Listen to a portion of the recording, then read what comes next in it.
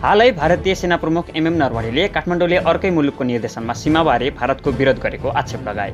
उनको यो अभिव्यक्ति असंवेदनशील र अनावश्यक त थियो नै, यसले उनी महारथी रहेको भारत र नेपाल दुवै सेनामा ठूलो क्षति पुर्याएको छ। गैर सैनिक क्षेत्रको विषयमा बोलेर नेपाली सेनाको मानार्थ महारथी समेत रहेका नरवणेले आफ्नै पदको अपमान गरेका छन् र दुई देशका सेनाबीच रहेको विशेष सम्बन्धमा अनावश्यक तनाव निम्ताएका छन्। किनभने भारतीय सेनाको 7 गोर्खा रेजिमेन्टका करिब 40 बटालियनका सबैजसो सैनिक नेपालबाट भर्ती हुने गर्छन्। केही समय यता भारतीय सेनापतिले सरकारी प्रवक्ताको जिम्मेवारी पनि आफैले लिन थालेका छन्। यस्तो प्रवृत्तिलाई प्रोत्साहित गरिएको छ। अनावश्यक रूपमा बोलेर जनरल नरवणेले पनि यही दुर्भाग्यपूर्ण उदाहरणलाई पछ्याएका छन्। भारत र नेपाल दुई सार्वभौम मुलुकबीच सबैभन्दा सुमधुर सामाजिक सम्बन्ध मात्र छैन, सम्भव हुन सक्ने जति गहिरो सैन्य सम्बन्ध पनि छ।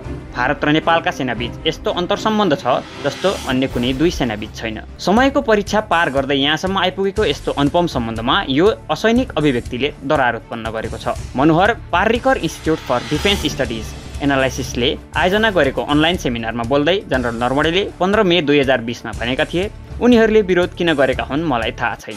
विगतमा यो क्षेत्रमा कहिल्यै पनि समस्या उत्पन्न भएको थिएन। उनीहरूले यो समस्या अरू कसैको निर्देशनमा उठाएका हुन सक्छन्। यस्तो विश्वास गर्नुपर्ने कारण छ र यो धेरै हदसम्म सम्भव छ।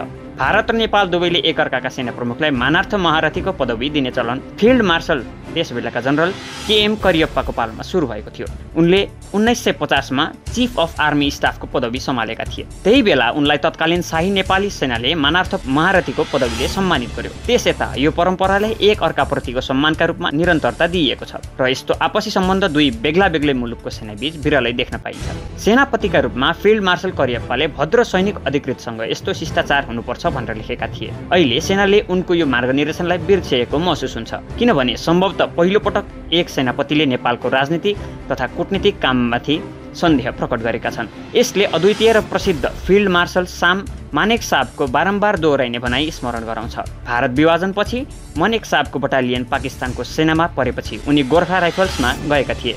मानिसहरूले प्रेमपूर्वक उनलाई साम बहादुर भनेर चिन्छन्। उनले राष्ट्र र सेनाबारे अनेकौं प्रसिद्ध भनाइ छाडेर गएका छन्। एक गोर्खा सैनिकका रूपमा अहिलेको विवाद देखेर उनी पक्कै पनि निराश हुने थिए। त्यतिबेलै उनले भनेका थिए, भारतमा समस्या के छ भने हामी मध्ये कोही शक्तिशाली पदमा पुग्ने बित्तिकै ऊ सारा ज्ञानमाथि आफ्नो एकाधिकार छ भन्ने सम्झिन थाल्छ। नेपाली नागरिकहरू तालिम लिन्छन् अनि भारतको राष्ट्रिय हितको रक्षा गर्ने शपथ खान्छन्। दशकौंदेखि उनीहरूले यो शपथ पूरा गर्दै आएका छन्। कतिपय अवस्थामा उनीहरूले ज्यान समेत बलिदान गरेका छन्। भारतीय सेनाको 7वटा गोर्खा रेजिमेन्टले त्यो आत्मविश्वास र निकटतालाई दर्शाउँछ। नेपालमा भारतीय सेनाको पेन्सन लिनेहरूको संख्या 1,30,000 पुग्न थालेको छ। अन्य कुनै पनि कूटनीतिक नियोगभन्दा नेपालको दूतावासमा खटिएका सैनिक अधिकृत धेरै छन्, जसमा सैन्य चिकित्सक समेत सामेल छन्।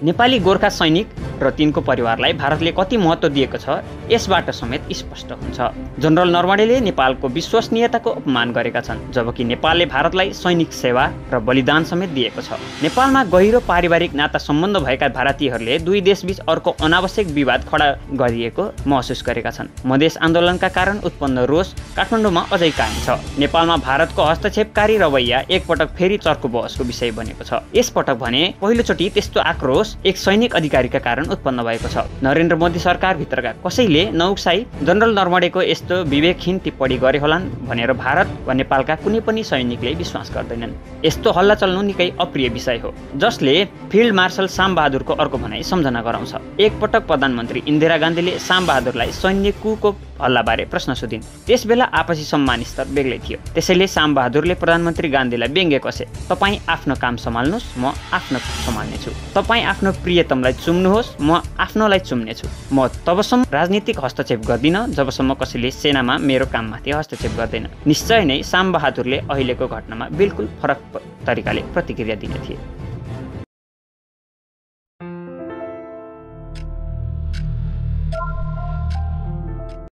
हालै भारतीय सेना प्रमुख एमएम नरवणेले काठमाडौँले अर्कै मुलुकको निर्देशनमा सीमाबारे भारतको विरोध गरेको आक्षेप लगाए। उनको यो अभिव्यक्ति असंवेदनशील र अनावश्यक त थियो नै, यसले उनी महारथी रहेको भारत र नेपाल दुवै सेनामा ठूलो क्षति पुर्याएको छ। गैर सैनिक क्षेत्रको विषयमा बोलेर नेपाली सेनाको मानार्थ महारथी समेत रहेका नरवणेले आफ्नै पदको अपमान गरेका छन् र दुई देशका सेनाबीच रहेको विशेष सम्बन्धमा अनावश्यक तनाव निम्ताएका छन्। किनभने भारतीय सेनाको 7 गोर्खा रेजिमेन्टका करिब 40 बटालियनका सबैजसो सैनिक नेपालबाट भर्ती हुने गर्छन्। केही समय यता भारतीय सेनापतिले सरकारी प्रवक्ताको जिम्मेवारी पनि आफैले लिन थालेका छन्। यस्तो प्रवृत्तिलाई प्रोत्साहित गरिएको छ।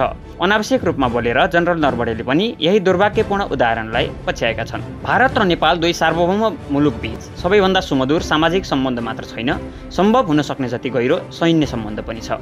भारत र नेपालका सेनाबीच यस्तो अन्तर्सम्बन्ध छ जस्तो अन्य कुनै दुई सेनाबीच छैन। समयको परीक्षा पार गर्दै यहाँसम्म आइपुगेको यस्तो अनुपम सम्बन्धमा यो असैनिक अभिव्यक्तिले दरार उत्पन्न गरेको छ। Manohar Parrikar institute for defence studies एनालाइसिसले आयोजना गरेको अनलाइन सेमिनारमा बोल्दै जनरल नरवणेले 15 मे 2020 मा भनेका थिए, उनीहरूले विरोध किन गरेका हुन् मलाई थाहा छैन।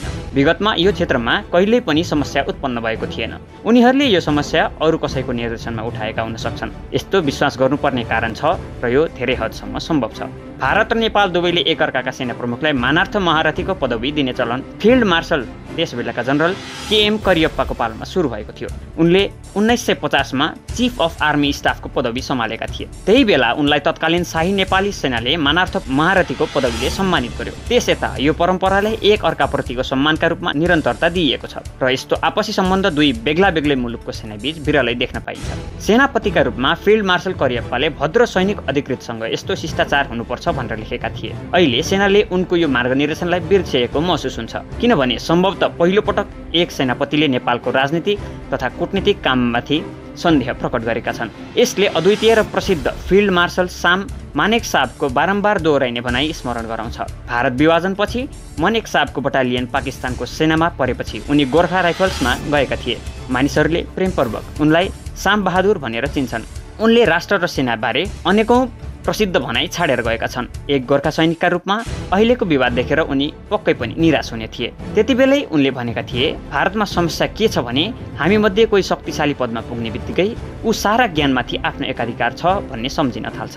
नेपाली नागरिकहरू तालिम लिन्छन् अनि भारतको राष्ट्रिय हितको रक्षा गर्ने शपथ खान्छन्। दशकौंदेखि उनीहरूले यो शपथ पूरा गर्दै आएका छन्। कतिपय अवस्थामा उनीहरूले ज्यान समेत बलिदान गरेका छन्। भारतीय सेनाको 7वटा गोर्खा रेजिमेन्टले त्यो आत्मविश्वास र निकटतालाई दर्शाउँछ। नेपालमा भारतीय सेनाको पेन्सन लिनेहरूको संख्या 1,30,000 पुग्न थालेको छ। अन्य कुनै पनि कूटनीतिक नियोगभन्दा नेपालको दूतावासमा खटिएका सैनिक अधिकृत धेरै छन्, जसमा सैन्य चिकित्सक समेत सामेल छन्। नेपाली गोर्खा सैनिक र तिनको परिवारलाई भारतले कति महत्त्व दिएको छ यसबाट समेत स्पष्ट हुन्छ।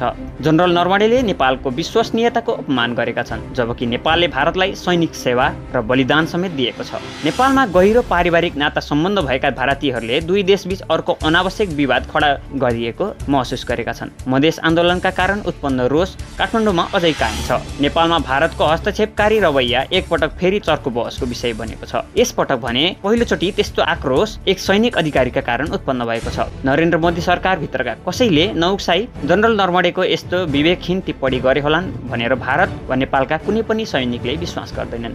यस्तो हल्ला चल्नु निकै अप्रिय विषय हो, जसले फिल्ड मार्शल साम बहादुरको अर्को भनाइ सम्झना गराउँछ। एकपटक प्रधानमन्त्री इन्दिरा गान्धीले साम बहादुरलाई सैन्य कुको हल्लाबारे प्रश्न सोधिन्। त्यसबेला आपसी सम्मान स्तर बेग्लै थियो। त्यसैले साम बहादुरले प्रधानमन्त्री गान्धीलाई व्यङ्ग्य कसे, तपाईँ आफ्नो काम सम्हाल्नुहोस्, म आफ्नो सम्हाल्नेछु। तपाईँ आफ्नो प्रियतमलाई चुम्नुहोस्, म आफ्नोलाई चुम्नेछु। म तबसम्म राजनीतिक हस्तक्षेप गर्दिन जबसम्म कसैले सेनामा मेरो काममाथि हस्तक्षेप गर्दैन। निश्चय नै साम बहादुरले अहिलेको घटनामा बिल्कुल फरक तरिकाले प्रतिक्रिया दिने थिए।